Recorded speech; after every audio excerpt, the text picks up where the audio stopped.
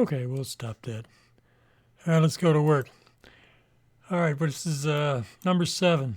Tonight we're going to do Google Maps. This is really an issue for homework number 2.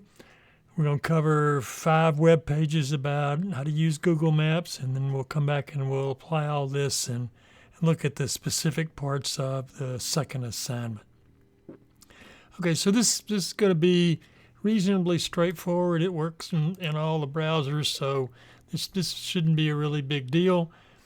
You'll find all this stuff. We're sort of right in the middle. We rearranged the syllabus a little bit, but this is this section right here. This is the 5 pages we're going to go over about Google Maps. And then at the end, we'll come down and look at the assignments. This is assignment number 2. We'll come look at that again because it's the Google Maps assignment.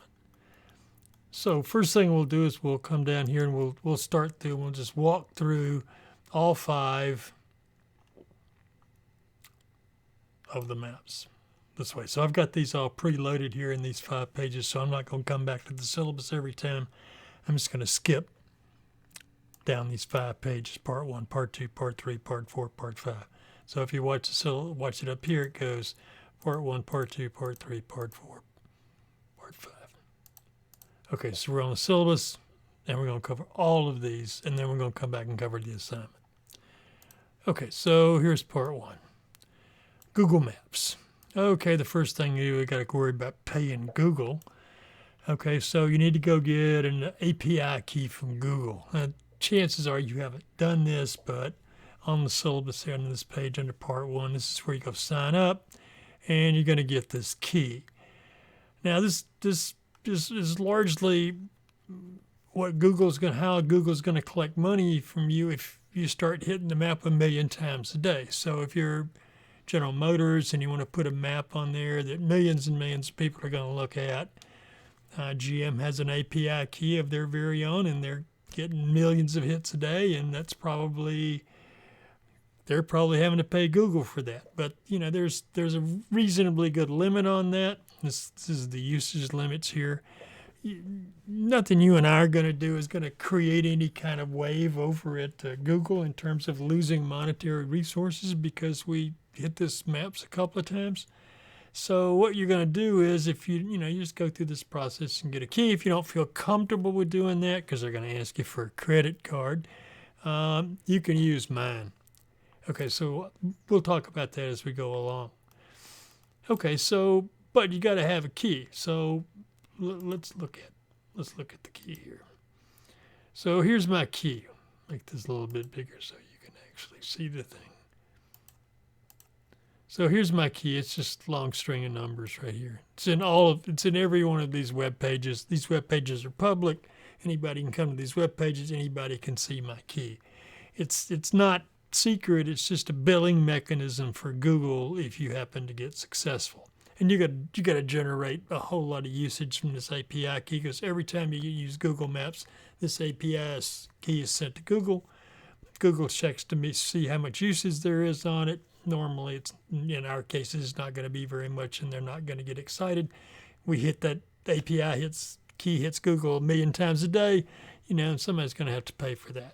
Not for us to likely worry. So there are usage limits, and there is a FAQ, and you can go read that. And there are terms and conditions, but this is just an assignment. This is not a big deal. Okay, so here's the HTML. Here's what we're going to do. Let's go down and look at what we're going to do. We're ultimately going to put a map on the page today, but we got to get there first. So here's the HTML. It's just the div block. This is where we're going to have Google put the map, and it's got an ID. We're going to make our maps 900 by 900, put a border around them, and we're going to call them my map canvas. All right, that's what Google needs to know this. Google needs to know when it sends us this map where to put it on the page. It's going to put it in a div block, and we're going to give the div block a name. Or actually, we're going to give it an ID. Okay, so the map is created with 2 JavaScript steps. Number 1, we're going to set some options for the map.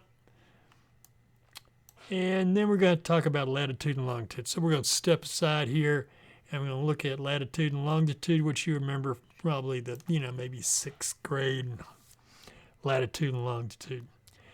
Okay, so longitude are the horizontal lines. Equator is latitude number 0. Every one of these lines on this map, we can make this map a little bit bigger, like that. You can see the map here. It goes. So there's the equator. It's 0. Then we go up and look at these up to the North Pole. These are lines of latitude. And they're in the northern hemisphere, so they're positive latitudes. Below the equator, negative latitudes. Longitude is 0 right here. These are the vertical distinctions. Positive longitude going this way, negative longitude going that way. 0's here, 180's here, 180's here, minus 180's here. Okay, so we want to talk about this. We're going to talk about Greenwich here in a minute. So we got 4 quadrants. Okay, there's 3 ways we can do this. We got degrees, which is just a number. This is the way we're going to do it, just to have it as a simple number. But you can also, instead of just having a regular decimal degrees, you can keep it decimal, the degrees in minutes, and then come down and add minutes. We're going to add seconds, requiring 3 numbers.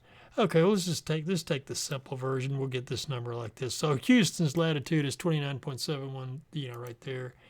And Houston's longitude's a negative number because we're west of Greenwich, England.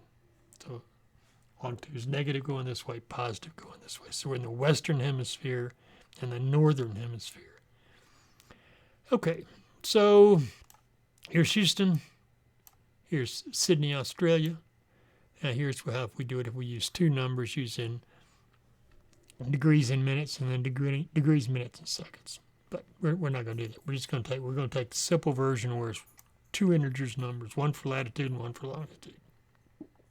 And what we're going to do with this is how we're going to tell Google where the center of our map that they're going to display needs to be. So it's lat long. We're going to give it a latitude value and a longitude value. And if we put this number right here for the latitude and this number right here for the longitude, that's going to be dead in the middle of Houston, Texas. Okay, and then we're going to have to tell Google a couple of where we want the map controls. These map controls, these things down here. The zoom in, zoom out. So we can put them at notice we can top left, top right, bottom. We can tell Google where to put those controls. I think we're so used to it now, most everybody just assumes they're in the bottom right-hand corner, but you can put them wherever you want to, as you can tell by this map control option.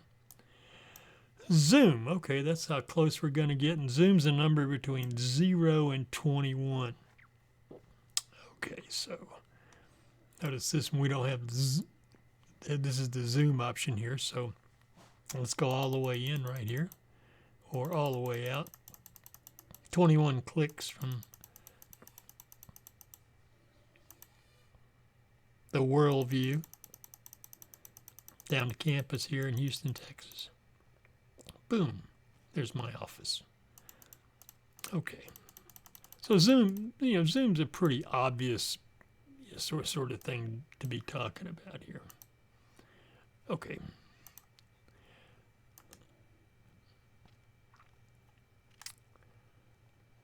Let's see. Okay, so let's just go ahead and put it all in here. This is the whole thing. This is the whole point of example number 1. Got a doc type, HTML heading, got some JavaScript. Okay, here's the JavaScript. Here is the map API key. This is where you're going to put your key right here, like that. So if we go up here, we do a view source with IE. Get the text size like that. There's my key right there again. Script, source, tell Google who I am when I go get the map. Okay, so that's there.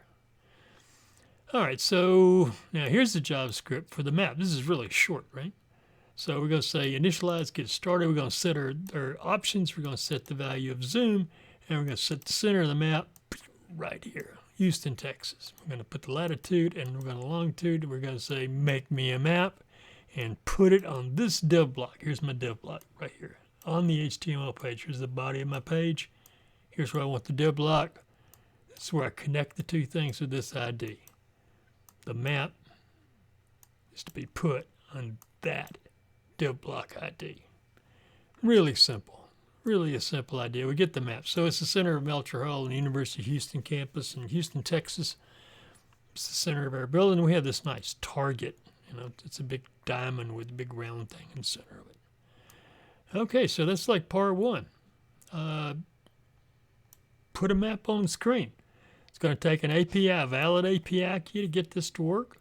And this little piece of code. You got 1, 2, 3, 4 things to set to get the map. Most importantly, you got latitude and longitude. And then we got the canvas ID where we want to put it on the page. Put it in this div block right there. And our image is going to be 600 pixels by 600 pixels, and we can make that map as large as we want. And there it is. Comes through really well. All right. Part one. Part two, markers. We're going to put some markers on the page. Okay, so here's some markers. You'll recognize these. These are markers. We're going to, design our own things. And typically what we're going to have to do, if we're going to put a marker on the page, we've got to tell Google Maps where it is. We've got to give it the latitude and the longitude, where we want the marker, where we want to put it. And we want a tooltip. And when we roll over this thing, we want it to say something to us. Okay, so let's go down and look at our Tarlic example. So here's a map. Meeting today at 6 p.m. at SEMO Hall Auditorium. This is SEMO Hall Auditorium right next to where I work. And little map, I'm going to have a meeting today right here in this auditorium. Notice when my hand rolls over it, I get the tooltip. It's a red X marker. Okay. Now, I had to go look that up. I didn't, you don't normally keep this in my head about where exactly this place is, right? So what we'll do is we have to go find out where these latitudes and longitudes are. So let's just go out here and do that. So it's pretty simple. We'll just go to Google Maps. We'll pick a place in the world.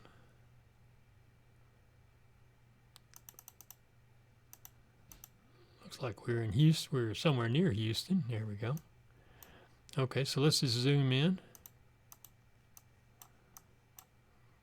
Let's find some. They've got some really good announcements here about things. Okay, the Houston Zoo. Where's the Houston Zoo latitude and longitude? Okay, so watch what I'm going to do here. I'm going to right-click on the Houston Zoo. And right here, I'm going to say, it's going to say, what's here? Click on what's here. And it gives me the latitude and longitude, 29.71 and minus 95. Now, that's the Houston Zoo. Right? If I wanted to go to Post Oak High School, what's here? Latitude and longitude. Let's see. NRG Stadium, that's the football stadium. What's here? Here's latitude and longitude. Okay, so you're going to be doing this, reasonably regularly, going back and forth and getting places, getting the latitude and longitude so you can feed the Google engine because you know what you want to do here. And this is how we're going to do it. We're going to make this thing we're going to give this a variable name here, and it's called a Google Maps latitude and longitude. It takes 2 arguments. Latitude first, longitude second. Numbers. 2 numbers go inside of that. Okay, so that's where we're going to put the marker. Now we have to tell it what color the marker is and what the letter is. So what we're going to do is we're going to send a request to Google, and Google is going to send us a pre-created marker of the color that we want with the letter inside that we want. And we're going to give it 2 pieces of information. We're going to give it the text, the letter that we want, and the hexadecimal value of color. So in this case, we wanted an X, right? And this is hex for bright, bright red. That's 2 digits hex for red, 2 digits hex for green, 2 digits hex for blue. FF is extremely bright red. You can see that, right? So in Google terms, it's this, right? Text is an X, color is red. So you're going to send it. So that's Google Markers Maps.com version 1. I want an X. I want it to be that color. And this is what I get back. Okay, so now I know where I want to put it. I'm going to give it a latitude and longitude. And now I'm going to be able to say what color it is and what letter I want written on it, like that. And then I need to figure out what I want it to say when I roll over the map. So when I roll over the map, it needs to say something. That's a tooltip. All right. So what we're going to do is we're going to give it a title. So you put the whole thing together here, right? We're going to meeting location. That's what I'm calling this. And here's latitude. Here's longitude. I want a marker. I'm going to go out and use the Google Maps marker. Position. That is the latitude and the longitude that I want the marker.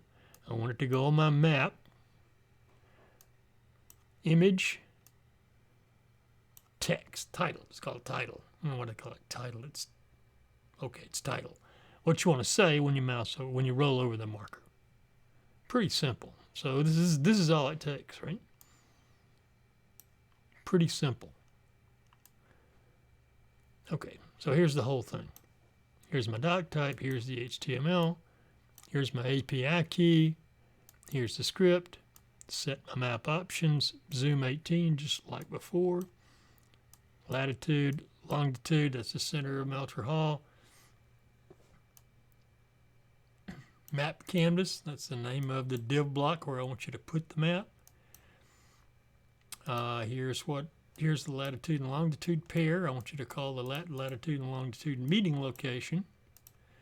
I want a X painted red. Put the marker at meeting location at that latitude and longitude on the map. Icons and image. Here's the text. Boom. Initialize. Red X marker on CMO Hall. Okay, pretty simple. Really simple. Of course, you got to give it a latitude and longitude. Of course, you got to tell it what color. And of course, you got to tell it what letter you want on the map. Simple. Part 3. Okay, now we're gonna get complicated. Now we've got multiple markers on the map. Okay, so this is gonna get a little more difficult. All right, so we've been doing one-offs. Now we're gonna do something that's sort of real. So let's go down and look at our target map. Okay, here's our target map. Okay, these are where all of my ancestors came from before they were in America. And these are markers. So if you roll over this map just a little bit bigger. Nah, it's okay like that. If you roll over this map is in, this is Norway, this is Sweden. This is Peter Gunnarsson Rambo, who was born in 1640 in Gothenburg, Sweden. And this is Nicholas van Iemen from the Netherlands. And this is where John McCallum was from Argyll in Scotland. John Rainey, John Brown, John Parks. Okay, John Parks was from County Down in Northern Ireland. Christopher Jeffers. So these are ancestors, all of them. James Parker, Nash, 15 of them. Now we can zoom down in any of them. We're going to zoom down in here and this is just a curious note, right? We're going to zoom down in this one, and we're going to look at this one, Clement Lanier. Now, Clement Lanier is interesting for a couple of reasons. First of all, where he lived. He lived in London. And as a matter of fact, he lived right next to the Royal Palace because Clement Lanier was a musician in the King's Band Orchestra, I think they would call it. And the king lived right here on this plot of land. And so people like Henry VIII and Elizabeth I used to listen to this family, this Lanier family, who were all musicians, and they lived over here near to where the king lived. So they would go to work over here every day, and they would play for Henry VIII and things like that. Now, the interesting thing is, once they moved, the English kings and queens lived in various places, and they moved out of this and turned this into the Royal Observatory. And this town is called, this part of London, it's called Greenwich. So the Royal Observatory is where the British, when they were just had figured out how to do latitude and longitude, this is 0. This is where the meridian goes right through London, right through, right here, where Henry VIII used to live, and this is where my ancestor Clement lived. So Clement lived really close to the origin of all of the ideas about latitude and longitude. Okay, so that's how we're going to do this. Let's go back and look at this. So what we're going to have is we're going to put a bunch of people down. So we're going to put down 15 markers. So here are my 15 markers. So I'm going to have a two-dimensional array. And the two-dimensional array is called my great-great-great-grandparents' locations. Now I know it's going to be, here's my square bracket start, and here's my square bracket end. And then I've got rows in the array. Each one's a square bracket. They're all separated by commas. And inside each one of these square brackets are 5 columns. One of them has some text, latitude, longitude, letter, and color. Okay, it's 5 things I need. I need some text for that marker, latitude, longitude, letter, and color. Now, if you go down here and we go down, let's go look at Clement Lanier. You'll notice what his longitude is, 0.00977. Boy, he's a couple of feet west of the prime meridian, right? And here's John Parks. Okay, so these are all of the people and when they came. And this is their latitudes and longitudes where they came from. And these letters tend to be their last names. Nash, Parker, Weed, Wells, Jeffers, Rainey, Rambo, Lanier, Parks, McCollum, Von Eman, Hayes, Huckenhull, Brown, and Browning. Okay, so those are all those letters right there. Okay, so this is two-dimensional array. Pretty simple. Okay, I'm going to need an array to put all the markers. It's going to be called my image array. Could have called it the marker array. And we're going to start off as it's empty because we're going to get all that information from up here. We're going to stick it in that array. This is just the data spec up here right now. We're just defining the data right here. Okay, let's get started. Initialize. All right, we're going to make the map. I'm going to put it on the HTML page in a thing called Map Canvas. Okay, here's my map canvas down here.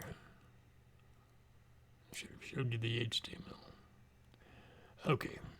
Anyway, this is the ID of the div block.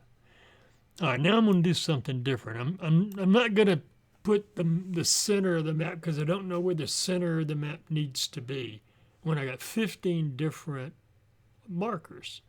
So Google's going to figure out where the best center of the map is, and that's called bounds. So you have to say, I'm going to create a bound. So what I'm going to have, I'm going to feed Google all 15 of these latitudes and longitudes. It's going to figure out where the center of that map is, which I don't want to have to do by hand. So Google's going to do this for me. It's called bounds. So I'm telling it I want to set up a set of bounds, and when I get through, you're going to tell me where the center of that is. Okay, here's my big loop. Everything's got the big loop in the center, right? This is the length, how many rows in this two-dimensional array. Okay, so I'm going to go get the latitude and longitude.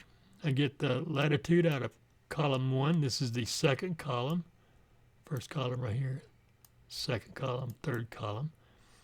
So this is the second column. This is the third column. Get my 2 latitudes and longitudes and I stick them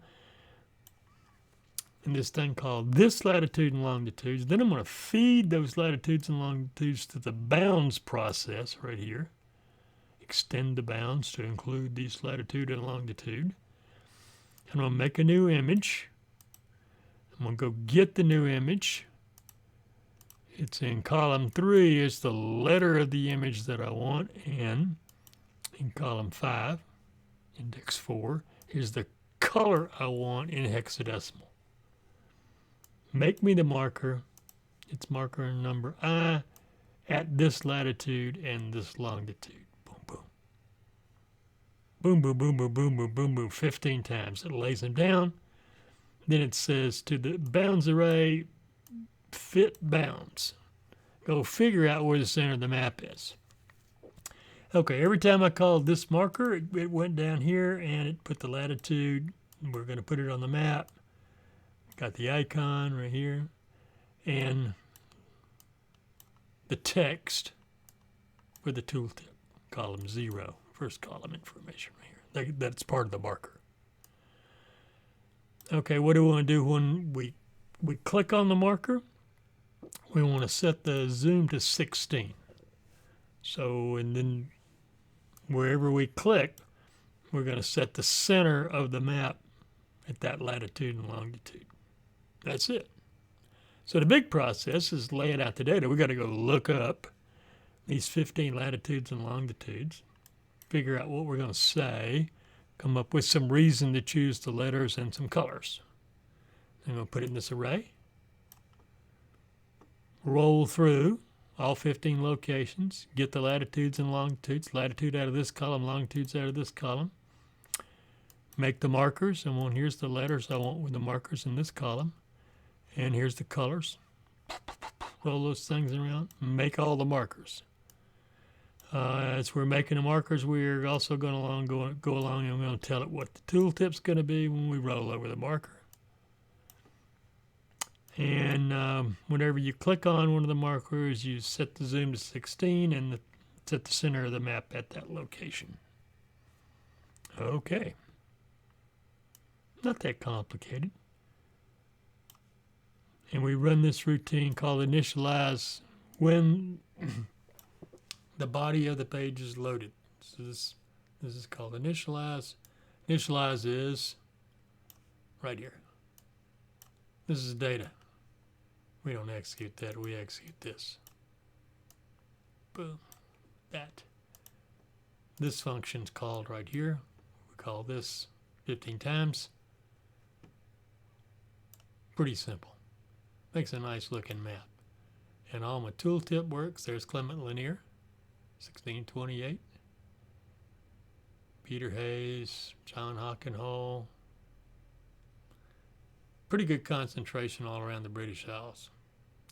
All right, so the whole big important thing was how to put the data into an array and then use a bunch of loops. Only real work we got to do is going out to Google Maps and getting the exact latitudes and longitudes so we can create the markers. Okay, so that's part 3. Part 4. Okay, well, let's draw a distinction here. Your homework assignment is parts 1, 2, and 3. This is part 4, which is not on the homework assignment, because what it's going to be is this has got paths in it. We're going to do paths. How to draw a map, put markers down, and then draw a path between them. Not part of the assignment, but something we need to do. Okay, so that's the title, drawing a path between multiple markers. And if we come down here, you can see what we're trying to do. We know about maps, we know about the markers. Let's draw some lines. Okay, so we're going to do a little example here. Now you should recognize this immediately as being a two-dimensional array called class schedule. And what I'm going to do is I'm going to walk around campus and plot where a typical student might have to go during the day. Okay, so I've got 3, 6, 8 legs of the trip. And the text is going to tell me what time and where I'm supposed to be. I got latitudes and longitudes, letters, and colors. Now, you notice these latitudes and longitudes are not very far apart because we're walking around campus. Okay, so we're going to put this is my class schedule. All right, so this is just like the previous case. Some text, latitude, longitude, letters, and markers. Well, now what we're going to do is we're going to create a path. Here's the path. So inside our marker loop, what we're going to say, when we go get, we're going to have to go get the latitude and longitude, which is column. It was the second column, which is column 1, and the third column, which is column 2 here. When we get this, we're going to add it to the path. We're going to add the latitude and longitude to the path. Now, we've got to be sort of careful here. We got to tell it, we got to lay these things out in the order that we want the path to create. In other words, this is where this is going to start, and then it will go to this one. It's got to go in this order because I got to send it through a loop, right? So we got to make sure we got it in the right order. Latitude and longitude, put it on the path. Now, you could turn it around by rearranging these rows to draw a totally different picture in that case. Okay, so once we get done, here's where we're going to do this thing called a polyline. We're going to draw the daily path. That's the path we created as we wrote down all the latitudes and longitudes during the day. We're going to give it a color. This looks like red. Opacity means you can't see through it. And stroke weight, that's probably a 2. That's probably a little wide. Let's go see if it made something. Yeah, it's pretty wide. That's a 2-pixel wide line, probably. Boom. Put the line on the map. Okay. There's the line. That's all that. And all we had to do is record or write down or pass the latitude and longitude into this array, then feed this array into polyline, and then put it on the map. So we had to do it as we went along and get that. I don't know. I assume that's going to be useful to somebody, or they wouldn't have done it. So here's the whole shebang.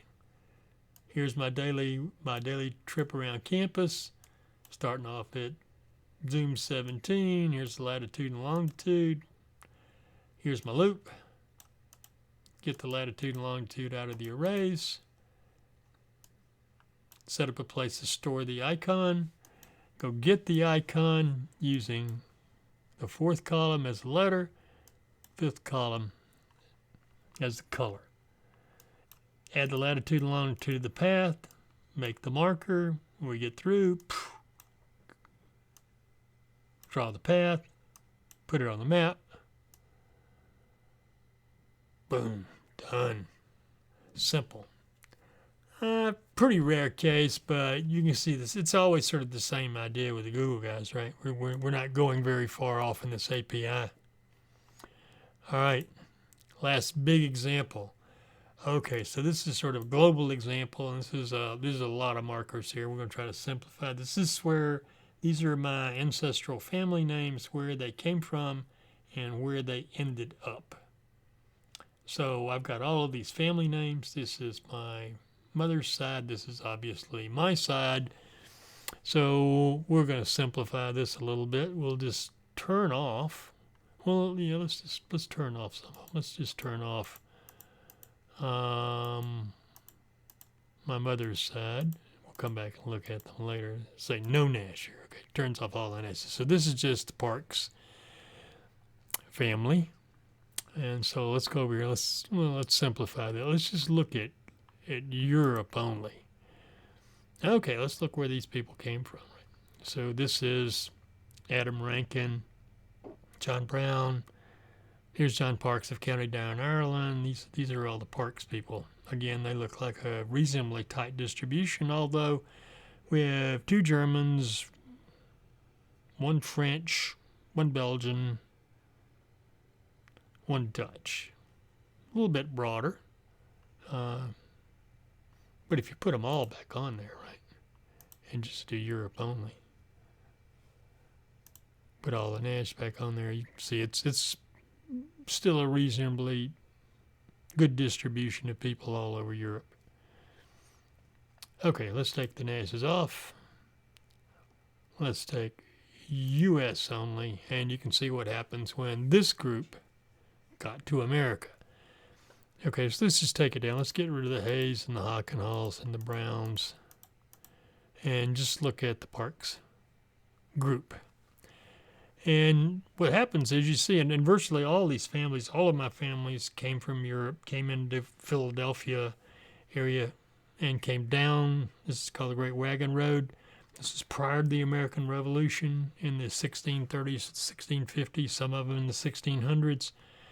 And all of my relatives ultimately wound up here with my father, like that. So you can see all the transitions. So if we get rid of the Wilfonks and the Stoltzes and the Von Emans and the McCollums, we're just left with the Parks right there. So they came into Philadelphia, went to Maryland, North Carolina, Tennessee 3 times, North Georgia. Finally, my dad was born in Atlanta. Okay, so we turn all that on, See how this generally the traffic was flowing from the northeast where all the ports were, down the east side of the Appalachian Mountains in the decades of the centuries of 16, 17, 1800s, like that. So that's a very complicated application, but that's the kind of thing you can do. Let's see what you're going to have to do. This is the assignment. Okay, so we'll just look at the assignment here. Okay, so here's all the code for the assignment, and this is what it looks like to begin with. So what I'm going to give you is I'm going to give you a working example of the maps, and then let you take it apart, because you really need to write this from scratch. So, but I'm doing something a little bit different. I'm going to have a map here, like this is my map, and these are the battles that my Revolutionary War ancestors fought in American Revolution. So I got the markers here, which is just like Siege of Yorktown, Guilford's Courthouse, Valley Forge. These are places where there were great American Revolutionary War battles. And then I'm going to come down here and put the marker right in the middle of an HTML table and say something about which of my ancestors were at each one of the battles. So for every map I've got here, every marker I've got here up on the map, I'm also going to put the marker inside, since Google gave me the icon. I'm going to use the icon and talk about each one of the battles and when it happened and where it was and which one of the ancestors was there and what they did. Okay. So it's a little more complicated, but not that much more complicated. Okay, so this is what you're going to do. This is your assignment right here. Already working, right? This is going to be my template. I'm going to start off with this thing like that. Let's go look at this template.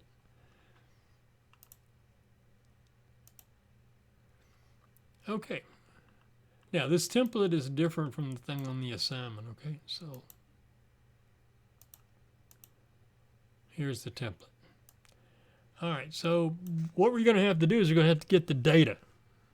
Okay, so the data is going to be in a two-dimensional array, and you can see this data pretty clearly here. It's called my locations. Now I'm going to have two strings. I'm going to have the tooltip string that when I roll over the marker, I get the tooltip, right? There's that string. And then there's the string that I'm going to have down here in the table with all the information that I want to say about that in greater detail. So I'm going to have two strings, a short string at the beginning, and then a long string, and then I'm going to have a latitude, a longitude, a marker, and a color.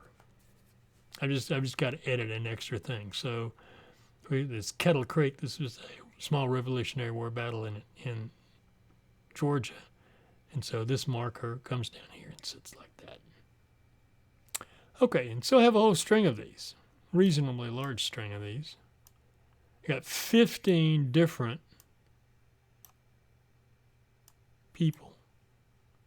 No, not 15. That's not right. That's the wrong number. I've got 1, 2, 3, 4, 5, 6, 7, 8, 9. 9 markers and 9 small stories. Like that. Okay, so let's look at what we have to do. Well, first of all, what you're going to have to do is you're going to have to put your data right here, which means you're going to have to erase mine. Now, the reason we're doing this is because I don't want to have you to read. We're not going to write all this code. What you're going to do is we're not going to touch the code. All you're going to do is put the data in. So here's the end of my array. Here's the start of my array up here. Here's my 9 markers. You're just going to have to put the data in. So you come in here and erase all these things. Now you're going to have to be really careful that you don't screw up the punctuation. I got square brackets. Then I got rows like this. That's a row. And that's a row. And that's a row. And the row has short string for the tooltip, long string for the table text, latitude, longitude, letter, and color. End of the row. Notice all the end of the rows into the square bracket and a comma. And when I come down here to the bottom, you'll notice that there's an extra square bracket right here, which defines the end of the rows that matches this one. Okay, so you come in here and you strip all this out.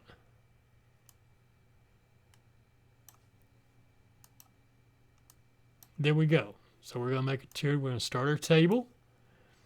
We're going to tell it where the map canvas is. We're going to use the bounds array because we don't know where any of these things are. Here's my loop. I'll loop through all my locations. I'm going to go get the latitudes and longitudes, which is going to be the third and fourth columns up here in my array. So that's column 1, column 2, column 3, column 4. Then I got my markers. Columns 5, column 6. Marker and color. Reasonably simple. Okay, once I've got those in, I'm going to create the marker. And here's the create marker. And I pass it the latitude and the longitude, put it on the map, get the right icon, take the short string, the first string, that becomes the tooltip. Okay, so I'm in this array, boom, boom, boom, boom, making these markers. Create the markers. Okay, get through this loop. I've loaded all 9 of the markers in. I fit bounds. Now I find where the center of the map goes, so that and the scale, so that all of the markers are visible. Now I've been creating this table. Here's the beginning of my HTML table. And as I go along, I've been writing down things, locations, stick in the table. Here's my marker creation. And here's my listener. You know, if you click on it, what do you want me to do? And I want you to zoom in and go to that latitude and longitude. Here's my map canvas, and here's the soldier table.